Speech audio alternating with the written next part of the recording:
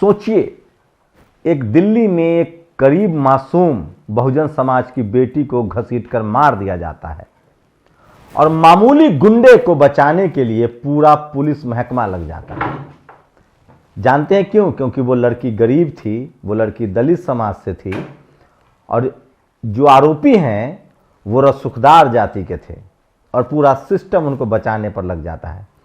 वो तो शुक्र मनाइए कि मामला दिल्ली का था, इसलिए ये मामला संज्ञान में आया। आप कल्पना कीजिए कि ये मामला दिल्ली का ना होता तो क्या होता।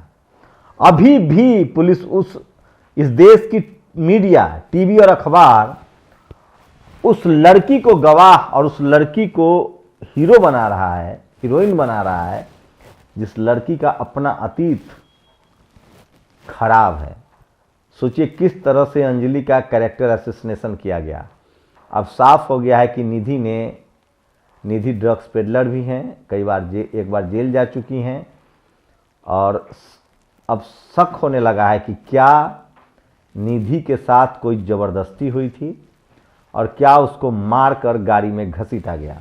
नमस्कार, मैं शंभू कुमार सिंह और आप देख रहे हैं नेशनल दस्तक। सोचिए, दिल्ली में 8 किलोमीटर तक एक लड़की को गाड़ी में घसीटा जाता है। अंदाजा लगाइए इसकी वजह क्या होगी। क्या इन आरोपियों को उस मासूम बच्ची की जाति पता थी? क्या उसको पता था कि एक गरीब माँ की बेटी है? क्या उनको पता था कि इसके आगे पीछे कोई नहीं है? और क्या वो निधि के संपर्क में थे? दिल्ली की महिला आयोग की अध्यक्षा स्वाति मालीवाल ने सवाल उठाया है कि जिस समय निधि पकड़ी गई थी उस समय वो दीपक नाम के शख्स का उसने नाम लिया था, जिसके लिए वो ड्रग्स बेचने का काम करती थी। एक दीपक नाम का आरोपी इस मामले में भी है, तो क्या दोनों के बीच कोई लिंक है? सवाल है कि वो दोनों कमरे निधि के नाम पर बुक थे। निधि ने ही अंजलि को बुलाया था।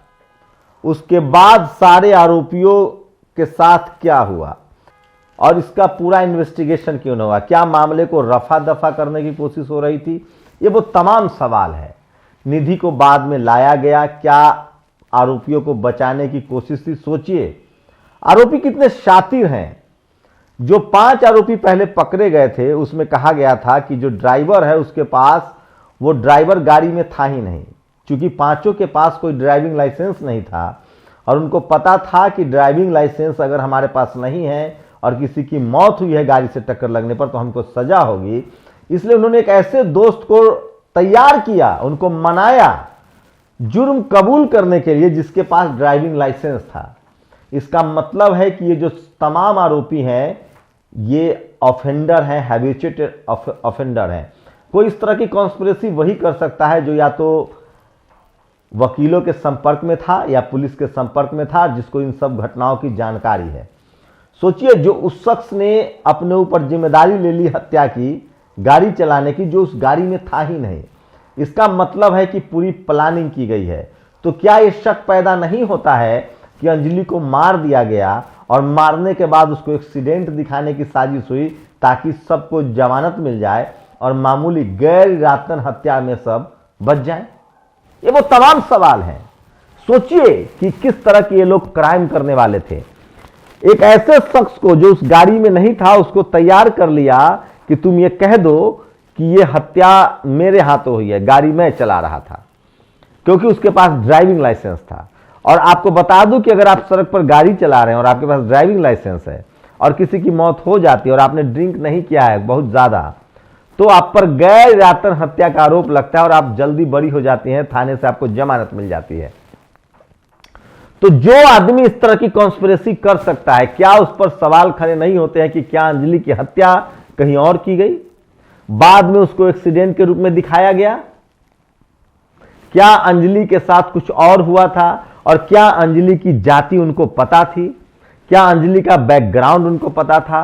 और अंजलि ने ड्रिंक नहीं किया था, ये तो अब मेडिकल रिपोर्ट से खुलासा हो गया है। तो आखिर निधि झूठ क्यों बोल रही है? निधि का अतीत खुद पुलिस के लिए एक चैलेंज है। निधि ड्रग्स के आरोप में जेल जा चुकी हैं, उन पर कंप्लेन रहा है। अंजलि के नाम अभी इस तरह के कोई मामले सामने नहीं आए। तो बहुत सारे सवाल हैं जिसका जवाब पुलिस को देना चाहिए और इस देश को जानना भी चाहिए। मैं फिर कह रहा हूं, इस देश के जो टीवी और अखबार हैं वो अमूमन जब आरोपी रसूखदार होते हैं तो उनको बचाने की कोशिश होती है। जैसे पेशाब वाले मामले में शंकर मिश्रा, एयर इंडिया के किन कर्मचारियों ने शंकर मिश्रा के नाम को 1 महीने तक छुपा कर रखा? क्यों उन्होंने उसी समय FIR नहीं दर्ज कराई? क्यों शंकर मिश्रा लगातार भागते रहे? और सोचिए, दिलीप मंडल ने एक शानदार थ्रेड लिखा है कि शंकर मिश्रा ने ओवर ड्रिंक किया। सब लोग ओवर ड्रिंक करते हैं, बहुत सारे लोग। सब ओवर ड्रिंक के बाद लोग अपनी पैंट में पेशाब कर देते हैं। किसी को सुना है अपने किसी दूसरे के शरीर पर पेशाब करते हुए? बहुत लोग ओवर ड्रिंक करते हैं, बहुत लोगों को हैंगओवर होता है। वो ड्रिंक करके या तो सो जाते हैं या ड्रिंक करके वो नाले में गिर जाते हैं, अपनी पैंट खुद गीली कर लेते हैं। लेकिन सुना है किसी के शरीर पर पेशाब कर दे? वो लिखते हैं कि ये जाति का नशा है जो किसी भी शराब के नशे से ज्यादा बड़ा होता है। तो क्या अंजलि के मामले में भी इन आरोपियों पर जाति का नशा सवार था? क्या इनको अंजलि की कम्युनिटी के बारे में पता था? शंकर मिश्रा पर दिलीप मंडल का साफ साफ कहना है कि शंकर मिश्रा ने जो किया है वो उस बात का नशा है, शराब से ज्यादा, कि हमारी जाति के लोग चपरासी से लेकर चीफ जस्टिस हैं और वो हमें बचा लेंगे। इस देश में सबसे बड़ा आतंकवाद जातिवादी आतंकवाद है। इस देश में सबसे बड़ा जिहाद जाति जिहाद है। क्योंकि आपको अगर भरोसा नहीं है तो NCRB के आंकड़े उठा लीजिए। इस देश में सबसे ज्यादा रेप जाति के नाम पर होते हैं, सबसे ज्यादा लूट, ठग, मारपीट और मर्डर जाति के आधार पर होते हैं।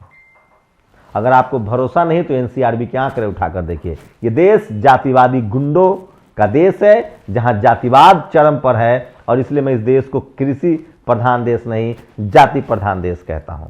और अंजलि के मामले में भी यही मामला कहीं ना कहीं समझ में आ रहा है कि आखिर मीडिया ने आरोपियों की पैरवी क्यों की, जो पीड़ित थी उसका कैरेक्टर असैसिनेशन क्यों किया, और अगर कुछ जानकारी मिली थी तो उसको अपने स्तर पर छाना क्यों नहीं। मैं फिर कह रहा हूं, वो शंकर मिश्रा हो या अंजलि के आरोपी, इन सब में कहीं ना कहीं जातीय रसूख का मामला है। लेकिन दोनों केस में कल्पना कीजिए कि अगर इसमें कोई मुसलमान होता तो पूरे मुस्लिम समाज से ड्राइविंग लाइसेंस छीनने की बात हो रही होती। पूरे मुस्लिम समाज को कहा जाता कि आप जहाज में ट्रेवल नहीं करेंगे। मैं इसलिए कह रहा हूं कि इस देश में अगर आप SC ST OBC माइनॉरिटी किसान जातियों से हैं तो आपको सजा मिलेगी, बराबर मिलेगी। लेकिन आप रसूखदार हैं, अगर आपकी जाति है जो रसूखदार जाति है, जाति व्यवस्था में आप सबसे ऊपर हैं, तो आपके दिमाग में जो जाति का नशा है वो उतार फेंकिए। मैं फिर कह रहा हूं, संविधान इस देश में एक दिन लागू होगा, जरूर लागू होगा। और कानून की चक्की भले ही महीन पीसती हो, देर से पीसती हो, लेकिन महीन पीसती, आप बचेंगे नहीं। और इसलिए इस देश के तमाम लोगों से, खासकर SC ST OBC माइनॉरिटी और किसान जातियों से कह रहा हूं कि आप खुद जातिवाद के शिकार हैं। इसलिए किसी भी तरह से आप जातिवाद के शिकार उन जगहों पर हैं जो पावर सेंटर्स है। इस देश में जाट, गुर्जर, पटेल, मराठा, ठाकुर तक, Kurmi, Koeri, Yadav, SC ST OBC minority के लोग सब जातिवाद के शिकार हैं। बस फर्क इतना है कि कुछ लोग गांव, ग्राम, खेत, खलिहान में जातिवाद करते हैं और जेल जाते हैं, सजा भी काटते हैं। और कुछ लोग जो जातिवाद के महीन बुनकर हैं, जिन्होंने जातिवाद का मकरजाल बनाया है, वो media, judiciary, college, university, bureaucracy, film, sports, तमाम पावर सेंटर्स पर बैठ के और जातिवाद का घिनौना और महीन खेल खेलते हैं और बचे रहते हैं। इन जातिवादियों से ज्यादा खतरा है और इसका एक ही उपाय है, बाबा साहब का संविधान, भागीदारी और डाइवर्सिटी।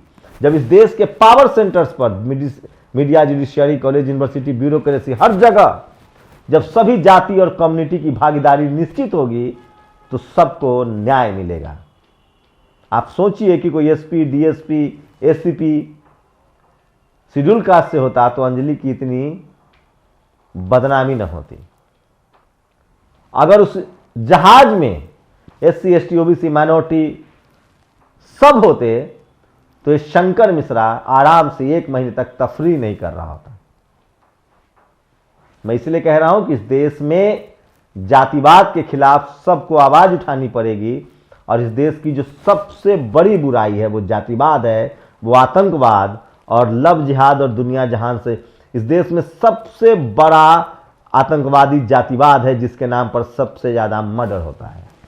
इसलिए इस जातिवाद से सावधान रहिए और जातिवादियों का बॉयकॉट कीजिए। अपनी प्रतिक्रिया जरूर दीजिए। शुक्रिया। नेशनल दस्तक की आपसे गुजारिश है कि अगर इसको बचाना चाहते हैं तो नेशनल दस्तक को सब्सक्राइब करने के लिए रेड कलर के सब्सक्राइब बटन को दबाएं, फिर बेल आइकन की घंटी दबाएं। नेशनल दस्तक को बचाने के लिए बहुत जरूरी है कि हर खबर को शेयर करें, लाइक करें, कमेंट जरूर करें।